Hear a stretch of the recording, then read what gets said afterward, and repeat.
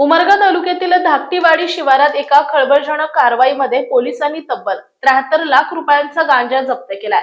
साठवण तलावासाठी संपादित केलेल्या शासकीय जमिनीवरच ही अवैध गांजाची शेती करण्यात आली होती. छत्रपती संभाजीनगर येथील अंमली पदार्थ विरोधी पथक आणि उमरगा पोलिसांनी संयुक्तरित्या ही धडाकेबाज कारवाई केली आहे. पोलिसांनी दिलेल्या माहितीनुसार धाकटीवाडी शिवारातील साठवण तलावाच्या खालील बाजूस असलेल्या शासकीय जमिनीवर अज्ञात व्यक्तीने बेकायदेशीररित्या गांजाची लागवड केली असल्याची गुप्त माहिती छत्रपती संभाजीनगर येथील अंमली पदार्थ विरोधी पथकाला मिळाली होती. या माहितीची खातरजमा केल्यानंतर संभाजीनगर येथील पथक आणि उमरगा पोलीस ठाण्यातील कर्मचाऱ्यांनी नियोजित ठिकाणी छापा टाकला.